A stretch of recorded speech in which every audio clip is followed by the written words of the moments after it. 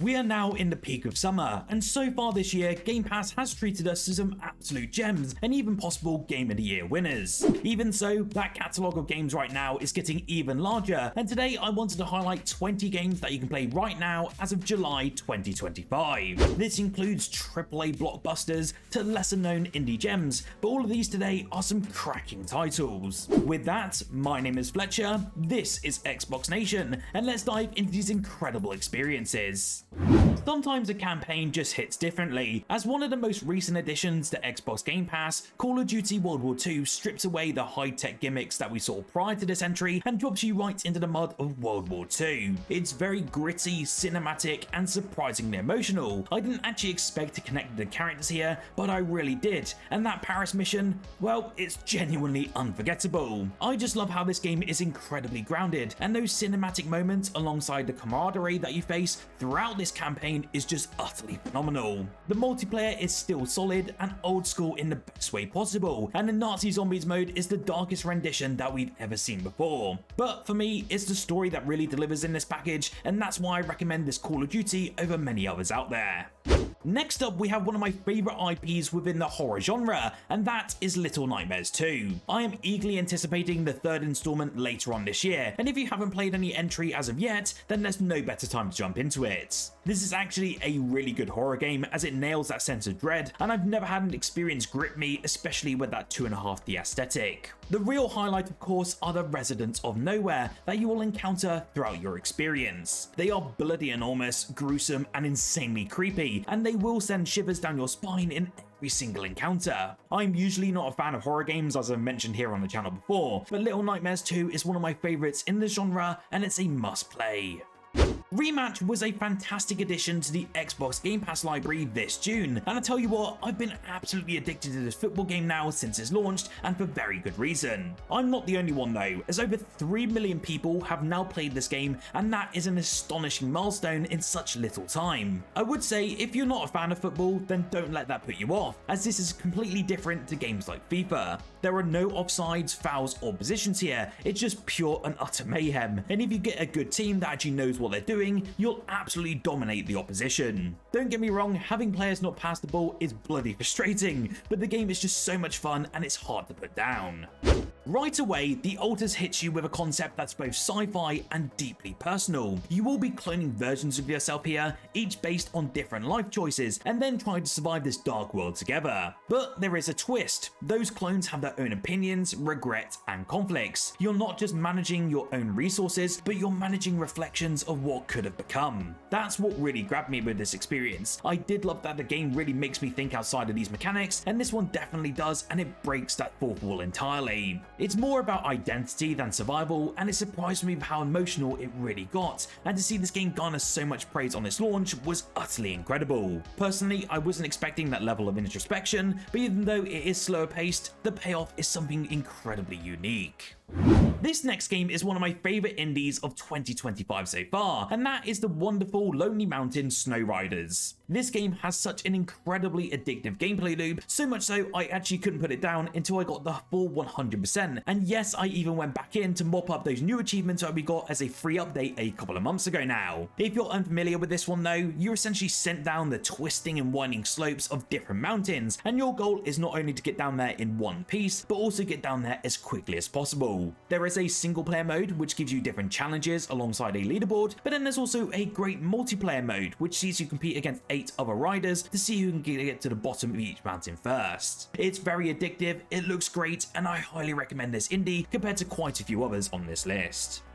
I actually wanted to highlight a game today that's only on PC Game Pass currently, but it is scheduled to be coming to Xbox consoles very soon, and that is Frostpunk 2. This isn't just about building a city, it's about leading your own people through impossible choices. You're not fighting monsters or raiders like traditional strategy titles, instead you're battling desperation, ideology, and frostbite. What makes it just so intense though is how your decisions will slowly shape or even fracture your own society. It's not just about survival, it's about what you're you're willing to sacrifice for it, and the harsh consequences that occur no matter your decision. The game doesn't hand you an easy win, it wants you to feel the weight of that entire leadership. So if you like strategy with a psychological edge, this one pulls you in and really doesn't let go.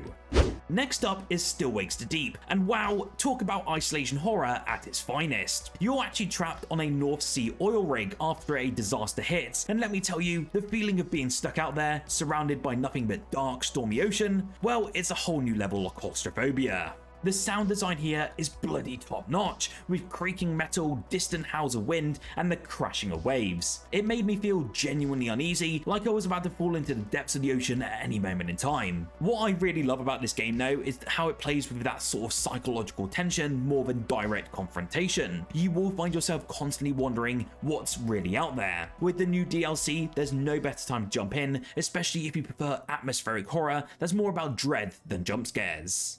From the first few minutes, Sea of Stars feels like a warm hug, especially to anyone who grew up with classic JRPGs in the 90s, but it's more than just nostalgia here. The turn-based combat is very active, letting you time attacks and block for extra depth. It's very smooth, satisfying, and never overstays its welcome, and it will hook you even if you're not usually into these sort of experiences. What I really loved most about all of this experience though is the world. It's very colourful and inviting, but just enough mystery and melancholy to keep it so compelling. The writing is also incredibly sharp here, the music is utterly beautiful, and the pacing is just so wonderfully executed. I did find myself smiling way more than I expected, especially during the quieter story beats. Even if you're not into retro RPGs, it's just as great. It's a joyful adventure with tons of heart and a total gem on Xbox Game Pass.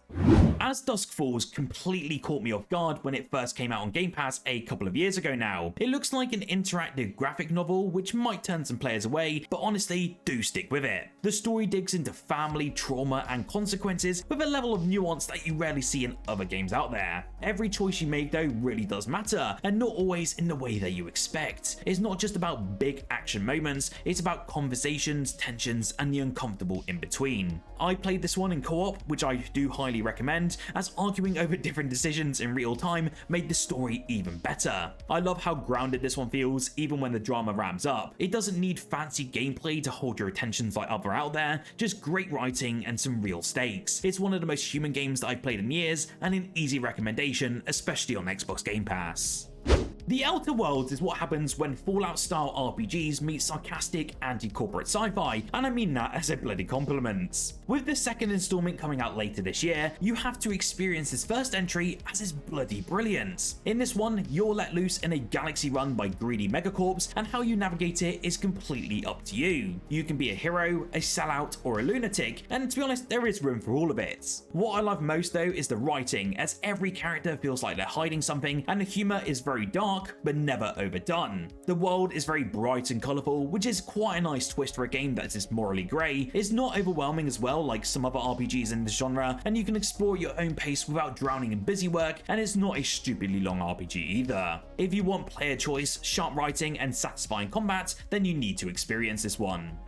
Legends of Runeterra might be one of the most generous card games that I've ever played, and honestly, that's kind of why I stuck with it. You don't need to spend a dime to build some great decks here, and the strategy is very rich without being too overwhelming. Each faction that you play as feels incredibly unique, with clever mechanics that reward creativity over some brute force. I do love how it plays like chess at times, as you'll have to read your opponents, bluff them, and then set up some pretty huge combos. Visually, well, it's pretty well polished and very clean and very easy to follow. It's the kind of game that does pull you in for one quick match and suddenly it's 3 in the morning. Even if you're not a big card game person, Runeterra makes it so approachable. Yes, this is one that's currently not available on Xbox Game Pass for console though, which is a shame. However, if you do have PC Game Pass, it is well worth playing.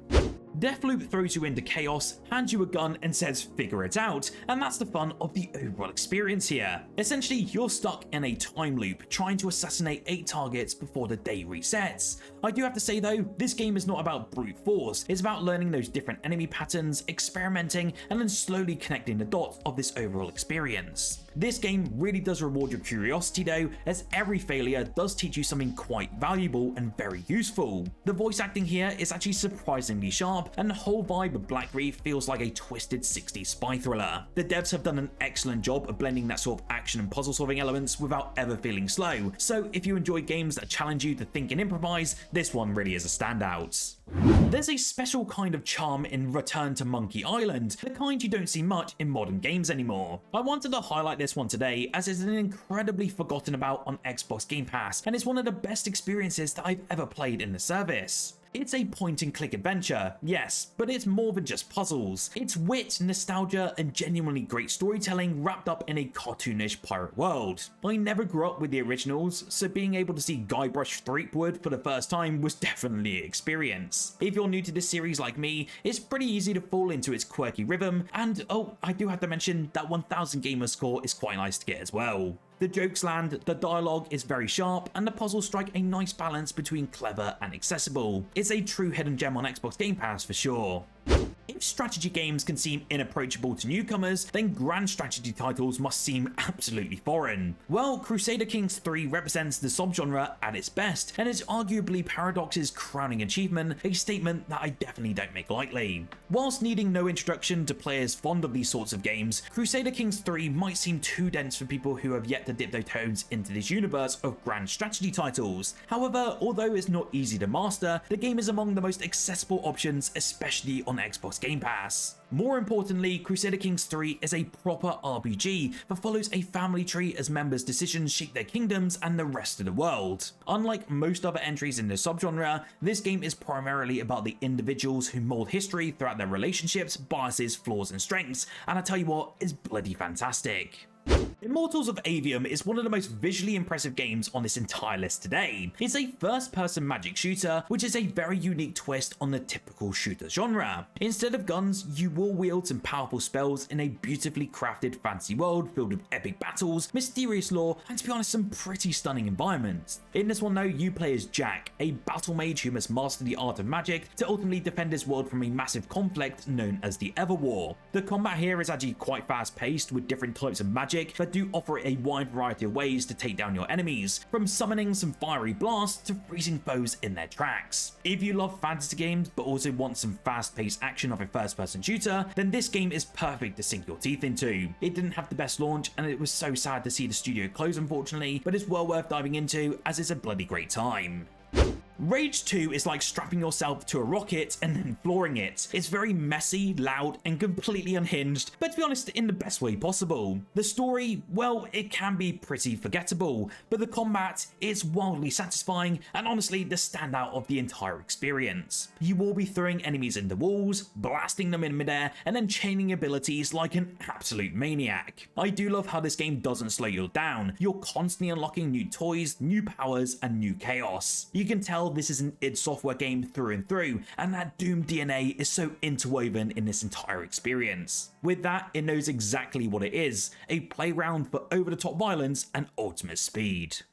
Neon White really surprised me when I first tried it on Xbox Game Pass when it arrived about a year ago now. On the surface, it's an anime-inspired speedrunner with guns and demons, but once you get into it, it actually becomes a more addicting puzzle shooter hybrid. Every level here is a time attack challenge, as you'll have to jump, shoot, wall run, and then discard your weapons to move even faster. I actually did find myself replaying the same stage dozens of times, just to shave off milliseconds, and the best part, it feels bloody amazing. The movement is very fluid, the music slaps, and once you start chaining perfect runs, it really is impossible to stop. I do love games that reward precision and creativity, and this nails both of that. It's pure adrenaline wrapped in style, and if you like speedrunning or just feeling cool, Neon White is dangerously fun. There's a constant tension in Aliens Dark Descent that I really couldn't shake, even when I wasn't playing. It's a real-time tactics game, but with slow dread of survival horror. You basically control a squad and every step feels like a risk, and noise really does matter along with line of sight. One bad call and it all spirals out of control pretty fast. I do love though that this game doesn't hold your hand. You're actually expected to adapt, improvise, and survive to complete your missions. The aliens of course do feel genuinely dangerous, and the pressure builds the longer that you stay on mission. There's no safe pause here as well, just the quiet hum of those elusive motion trackers. If you're into XCOM style tactics with a heavy dose of fear, then this one nails the tone entirely. It's very stressful, but to be honest, in the best way possible. If you enjoy mystery, action, and a touch of supernatural, Control delivers one of the most mind-bending experiences, especially on Xbox Game Pass. You'll be stepping into the role of Jesse Fadden, the new director of the Federal Bureau of Control, an agency that's dealing with bizarre and otherworldly phenomena. The game's world is just packed with tons of eerie, shifting architecture, and its combat lets you wield telekinetic powers alongside traditional weapons. The storytelling here, though, does unfold like a surreal thriller, with strange documents and cryptic characters that add layers to the mystery. If you're brand new to the Control universe by playing the recent FBC Firebreak, then it's definitely worth diving into this experience, as Control really is a standout and a jewel in Remedy's crown. Whether you're hurling objects at enemies with your mind or unraveling the hidden truths of this bureau, Control is an unforgettable ride that constantly keeps you on your toes. Now, as a fan of real-time strategy games, I had to mention Halo Wars 2, as this one brought RTS action into the legendary Halo universe, offering fast-paced, large-scale battles that are both accessible to newcomers to this sort of genre, but deep enough for RTS veterans like myself. I really wanted to specifically highlight the second entry today, as I preferred seeing more of the Banished, and visually it's absolutely stunning, especially on the Xbox Series consoles. Commanding armies of Spartans, Warthogs, and Scorpion tanks against the formidable Banished forces is just such an exhilarating experience. The game's campaign is filled with tons of cinematic storytelling moments, expanding the lore of the Halo series that we love, while the multiplayer modes add such a competitive edge with various strategies and unit composition. This game is such an incredible RTS experience that doesn't get shouted out about enough. I really do hope that someday we see a Halo Wars 3, but for now, definitely dive into Halo Wars 2 on Xbox Game Pass while you can. What is your favourite game on Xbox Game Pass currently? Let me know your recommendations down below. Make sure to like this video if you enjoyed, and subscribe for more Xbox and Game Pass content every single day. Whilst here though, why don't you check out this awesome video on screen now, as I covered the huge news that occurred in the world of Xbox this week.